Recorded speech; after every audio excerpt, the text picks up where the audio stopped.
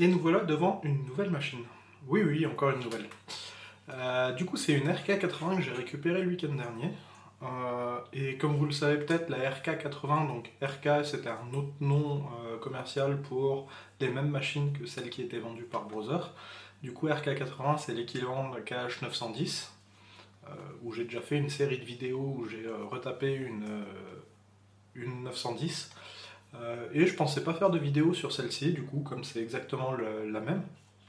Mais aujourd'hui, j'ai eu des surprises, belles ou moins belles, tout dépend de quel point de vue on se place. Moi, j'ai bien aimé, même si ça m'a fait des sueurs froides. Mais voilà, du coup, je me suis dit que ça méritait une vidéo spéciale là-dessus, juste pour pouvoir corriger le problème que j'ai eu sur cette machine. Donc déjà la RK80, donc on peut voir que le tableau de contrôle, si vous avez regardé ma vidéo sur la KH910, c'est exactement la même. Donc on est sur une machine électronique gauche standard, donc comme la 910. La seule différence qu'il y a avec la 910, c'est les plastiques. Ici on va avoir des plastiques un petit peu roses partout, donc même sur la poignée.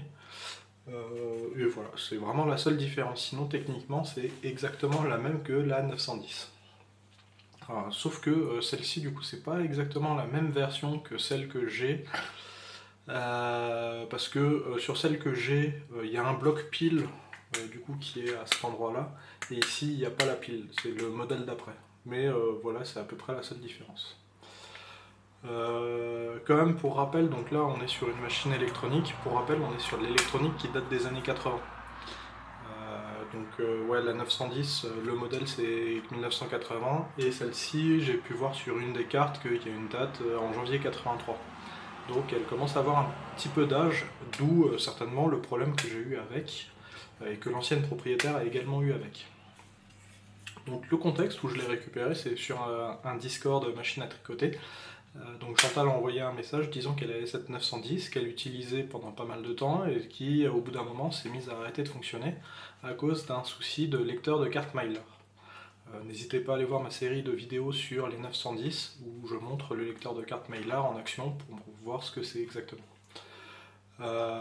Donc je me suis dit, donc à la place, oui voilà, comme cette machine a arrêté de fonctionner, elle est passée à une KH 930 qu'elle a pu récupérer d'une copine.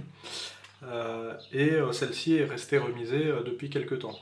Et du coup, elle m'a proposé de la récupérer donc pour lui faire de la place. Moi, en échange, j'y suis allé, je lui ai nettoyé son chariot de la 930 et je lui ai mis Ayab dans la 930.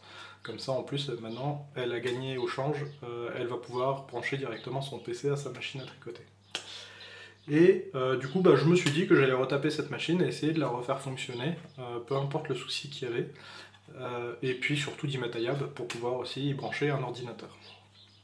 Donc je l'ai récupérée, avant de la démonter, de la nettoyer et tout, donc j'ai commencé à essayer de reproduire le même problème qu'elle a eu, et je l'ai reproduit assez rapidement. Donc j'ai mis une fiche Mylar et j'ai réglé les paramètres d'un motif pour essayer de le tricoter, et assez rapidement j'ai vu le problème. Donc premier passage de chariot pour le premier rang, ça a fonctionné nickel. Je vois que la carte Mylar, elle avance bien d'un rang pour lire le rang d'après, donc ça c'est parfait. Par contre au rang d'après, aucune aiguille n'a été sélectionnée, et la carte après, elle ne bouge plus à la fin du rang. Je repasse le chariot, pareil, aucune maille, enfin aucune aiguille sélectionnée, et pareil, la carte qui n'avance plus, et ainsi de suite, et ainsi de suite, et ainsi de suite. Donc là, j'ai repéré le problème qui était bien embêtant. J'ai croisé les doigts, je me suis dit, allez, ça vient du vieil électronique, je vais passer à Ayab, ça va être réglé, et puis, en fait, ça n'était pas le cas. Donc entre temps, j'ai commandé une carte Ayab, et puis pendant, elle met quand même quelques jours à arriver la carte. Pendant ce temps, donc j'ai retapé la machine. Donc un bon coup d'alcool ménager sur pas mal de composants. J'ai fait une révision donc de la mousse. Donc à première vue, quand j'ai récupéré la machine, je pensais que la mousse de la barre mousse était encore bonne, parce que les aiguilles étaient bien plaquées vers le bas. Mais en fait, dès que je l'ai retirée, j'ai vu que la mousse, elle était super dense. En fait, déjà, en passant le chariot, en bougeant les aiguilles à la main, j'ai vu que les aiguilles étaient assez dures à bouger. Quand j'ai retiré du coup la mousse, j'ai remarqué pourquoi. C'est que en fait, la mousse, enfin, si les aiguilles étaient plaquées vers le bas, c'est pas que la mousse était encore bonne, c'est juste qu'elle est super dense. Donc elle ne s'est pas détériorée, mais je pense qu'elle est vraiment pas bonne pour de la machine à tricoter. Donc je me suis dit que même si les aiguilles étaient plaquées vers le bas, elles restaient dures, que j'allais changer la barre mousse par précaution. Surtout qu'on voit qu'elle a quand même été utilisée, on voit bien les marques des aiguilles dans la mousse. Donc dans tous les cas, je me suis dit qu'il fallait la changer. J'ai du coup changé la barre mousse, j'ai retiré toutes les aiguilles, je leur ai fait un bain comme d'habitude.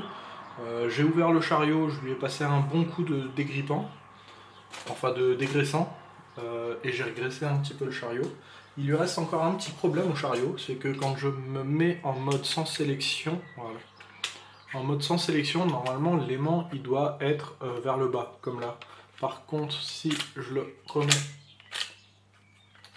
bon là avec l'effet de la gravité il se remet en bas, mais ouais, voilà, on voit qu'il ne s'est pas totalement remis en bas. Donc il faut encore que je règle un petit peu ce souci là. Mais bon, c'est pas bien grave pour le tricot, donc pour le moment je m'en inquiète pas trop. Mais sinon le chariot il fonctionne nickel. Toutes les cames sont bien sélectionnées à chaque fois et les boutons sont super réactifs. Donc ça c'est parfait. Donc une fois que la machine était remise en état comme ça, j'ai pu faire quelques tests donc sans électronique, sans sélection de motifs. Et elle fonctionne nickel, donc ça c'est parfait. Et ensuite j'ai la carte Ayab donc, qui est arrivée par la poste. Et donc je me suis amusé à tout souder. Pour rappel, Ayab vient en kit, donc avec les composants électroniques et la carte. Et ensuite il faut souder tous les composants sur la carte et l'assembler à un Arduino. Donc là, on n'arrivera pas à le voir. Mais tout est déjà positionné à l'intérieur, tout est branché dans la machine. Donc pas de complexité, je l'ai déjà fait plein de fois. Là, peut-être les grosses complexités que j'ai eues sur cette carte, ok, je ne me suis pas facilité la vie sur cette machine. Je pars avec une machine qui, à la base, l'électronique ne fonctionnait pas, enfin qui ne fonctionnait pas avec l'ancienne électronique. En plus de ça, j'achète le tout dernier Arduino qui n'est pas compatible avec le firmware Ayab officiel. Donc il faut que je passe sur un firmware qui est encore en cours de développement. Donc potentiellement pas totalement testé, il peut y avoir des bugs et tout. Donc deuxième problème que je me pose tout seul. Et troisième problème, c'est que la carte Ayab, j'ai fait une petite modification dessus. C'est que par défaut, Ayab, en fait, il acceptait les chariots, enfin le démarrage du tricot que si le chariot était à droite. Parce que pour détecter le chariot, en fait, il y a un aimant qui est là et c'est uniquement cet aimant qui a été utilisé. Et pour faire la modification, j'ai dit par la droite ou par la gauche, je sais plus. Enfin bref, que par la gauche, hein. Gauche, pas droite. Il y a eu des modifications qui ont été apportées à Ayab pour que ça fonctionne de la droite. Sauf que pour que ça fonctionne de la droite sur une 910 pour tous les chariots, il faut faire une petite bidouille sur la carte, faire un petit bypass à un endroit, et puis passer un fil à la main. Donc que j'ai fait sur cette carte. Mais c'est aussi quelque chose qui n'était pas bien documenté. Il y a Jonathan de la communauté Ayab qui m'a filé un coup de main là-dessus. Donc voilà, ça me faisait quand même 3 contraintes un petit peu techniques sur cette machine qui pouvaient faire en sorte que mon projet parte en cacahuète à tout moment. Et puis premier test que je fais avec Ayab, et ça part en cacahuète. Donc je branche la carte à mon PC. Sur le PC, comme d'hab, je mets un motif Space Invader pour faire un test. Je lance le tricot, je pousse le chariot vers la gauche pour passer l'aimant à gauche pour ensuite pouvoir commencer mon tricot. Sauf que premier problème, c'est qu'en poussant mon chariot comme ça là en plein milieu, il me lance mon tricot comme si mon chariot passait l'aimant pour aller vers la droite. Et ça, c'est déjà pas bon. Ça n'aurait pas dû faire ça. Donc déjà, premier problème. Bon, alors je redémarre mon tricot, je passe mon chariot à gauche, je lance le tricot, je démarre. Là, c'est bon, j'ai Ayab qui bip bien. Il me fait mon premier rang nickel. Il me bip bien la fin du rang. Mais bon, vous devinerez la suite. Quand je passe dans l'autre sens, même problème qu'avec la fiche Mylar. J'ai aucune aiguille de sélectionnée et il me bip pas la fin de mon rang. J'ai beau repasser mon chariot encore tout un tas de fois, c'est toujours la même chose. Donc comme ça correspondait exactement au problème que j'ai eu avec la carte, là c'était plus un problème d'Ayab ou de firmware ou peu importe, là c'était un problème vraiment de la machine à tricoter. D'où l'intérêt de cette vidéo, c'est que je n'avais jamais eu ce problème avant, J'étais en mode, bon ben c'est la première fois que je récupère une machine qui ne va pas fonctionner et que je vais pas réussir à faire fonctionner. Mais c'était sans compter l'aide de Jonathan qui m'a filé un coup de main et il m'a dit de regarder dans le service manual de la machine et d'aller regarder les instructions pour vérifier les... la carte qui est tout à droite, je vais zoomer dessus tout à l'heure, qui possède donc l'aimant de détection du chariot à droite. Et puis ben, ça m'a bien aidé. Donc j'ai dit qu'il fallait regarder dans le service manual. Donc le service manual, c'était un manuel, en plus du manuel d'utilisation, qui était produit par le fabricant des machines à tricoter. Et les services manuels étaient à destination des techniciens, des revendeurs de machines, pour les aider à dépanner les machines et les réparer. Et puis, du coup, encore aujourd'hui, ces services manuels aident énormément, puisque là, ils m'ont dit exactement, pour vérifier ce composant-là, il faut utiliser un multimètre, que je montrerai tout à l'heure, et puis il faut avoir telle tension à ces endroits-là, dans tel cas il faut avoir telle tension, et ainsi de suite. Et voilà comment faire pour changer les tensions. Et après ça, ça a fonctionné. Et donc là, c'est génial. Moi, je suis super content. J'ai appris de nouveaux trucs sur cette machine. Et puis, j'ai une machine en état de marche, comme neuve. Donc elle n'est pas encore comme neuve, il y a encore tout un tas de composants à finir de nettoyer, à refixer et tout. Quoique celui-là, il va pas être refixé, mais enfin bref. Donc il y a encore un petit peu de boulot dessus, mais déjà je vais vous montrer la vérification que j'ai dû faire avec le multimètre. Et puis vous montrer qu'avec Ayab, elle fonctionne bien. Donc à tout de suite sur la machine. Et donc là, nous voilà directement avec une vue au-dessus de la carte, donc qui est placée sous le cache tout à droite de la machine. Ici on voit l'interrupteur et ici on voit le lecteur de carte Mylar. Donc Jonathan m'a indiqué que c'est certainement au niveau de cette carte-là qu'il devait y avoir un souci, puisque le détecteur qui est tout à gauche fonctionne bien, comme quand je passais le chariot à gauche, le tricot démarrait bien. Mais par contre, s'il y avait un problème, c'est parce que certainement que le détecteur qui est placé là pour détecter donc le chariot à droite devait envoyer de mauvais signaux. Lui envoyait de mauvais signaux. Ayab détectait que le chariot, lui, allait de la droite vers la gauche. Donc du coup, Ayab s'est dit « Ah, il vient de passer le capteur qui est à droite ». Et c'est pour ça que quand je passais le chariot de droite vers la gauche, même en milieu de rang, voilà, il devait détecter que c'était un départ de tricot. Donc le problème vient de cette carte-là. Donc au début j'ai eu peur, je me suis dit oh punaise c'est le détecteur qui merde et puis je suis dans le caca parce qu'il faudra que je le change et je sais pas si ça existe encore en pièces détachées. Mais en regardant dans le service manual, donc il y a toute une procédure pour pouvoir vérifier cette carte. La première des procédures, ce qu'ils indiquent, c'est qu'il faut utiliser un multimètre et puis voir la tension qui est sur la carte.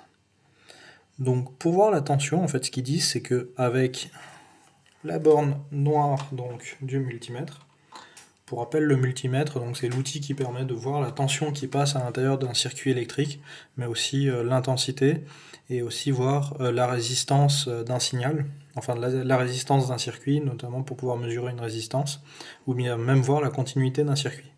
C'est un outil qui est super pratique. Donc ce qu'ils disent, c'est que pour vérifier tout ça, il faut que l'on place la borne noire de notre multimètre donc sur une pièce métallique du châssis, donc là par exemple dans le trou à vis, et le rouge sur cette plaque là métallique que l'on voit, qui s'appelle CH301. Et hop, donc là je suis dedans, voilà. Et il faut qu'on allume le multimètre donc en mode tension continue, et là il faut que je mesure des tensions inférieures à 20 volts. Et là on voit qu'on a une tension qui est mesurée. Punaise, il faudra que j'inverse à la caméra. Hop, voilà. Et donc là on a une tension de 1,79 volts qui est mesurée. Donc dans le service manuel, ce qu'ils disent, c'est que quand la machine est allumée, donc comme là, et le chariot qui n'est pas à côté, il faut que à cette borne, on ait une tension qui soit entre 1,6 et 2 volts. Sauf que moi, quand j'ai fait ce test, eh bien j'avais 3,2 volts, ce qui était beaucoup plus que la norme. Et donc c'est ce qui pouvait expliquer le problème. Et donc pour la changer, c'est très simple en fait, il y a ce bouton là en plastique bleu que l'on peut tourner. Donc là ça descend à 1,3 volts, 1,2, 1 volt, et je peux le monter aussi. Et donc pour se situer correctement, on va se situer au milieu de la zone de confort un petit peu qui était donnée par la machine, par le service manual. Donc entre 1,6 et 2, c'est 1,8. Et voilà, 1,80. Tout pile, parfait. Donc c'est exactement la tension qu'il me faut d'après le manuel. Et c'est avec cette tension-là donc que ma machine refonctionne correctement. Après, dans le manuel, il y a encore tout un tas d'autres choses à vérifier, puisque donc ce détecteur ici va capter les aimants qui sont fixés sur l'arrière des chariots. Quand je dis des chariots, donc c'est tous les types de chariots, que ce soit le chariot principal de la machine, que ce soit un garter carriage, donc pour le robot pour pouvoir faire des mailles en verre, ou aussi le chariot à dentelle. Et en fonction de quel chariot passe, les aimants ne sont pas les mêmes et ne sont pas placés de la même manière, donc il va y avoir des différences de tension qui vont arriver en fonction des chariots. Et c'est cette différence de tension-là qui va permettre à l'électronique de la machine, ou à YAB dans notre cas, de savoir quel est le chariot qui passe l'aimant. Et comme ça, en fonction du type de chariot, il va pouvoir y avoir des opérations différentes effectuées. J'avais dit que j'allais faire une petite démo d'IAB sur la machine, mais croyez-moi sur parole, ça fonctionne, c'est juste que j'ai la caméra qui est déchargée, et un petit peu la flemme de la recharger, donc je vais arrêter cette vidéo ici, mais en tout cas ça, pour moi, ça a été super instructif, et puis je suis super content d'avoir réussi à remettre cette machine en marche. N'hésitez pas à partager si vous avez d'autres soucis du genre et d'autres choses, et surtout à aller lire le service manual en cas de problème, puisque ça sauve tous les problèmes. Voilà, à bientôt!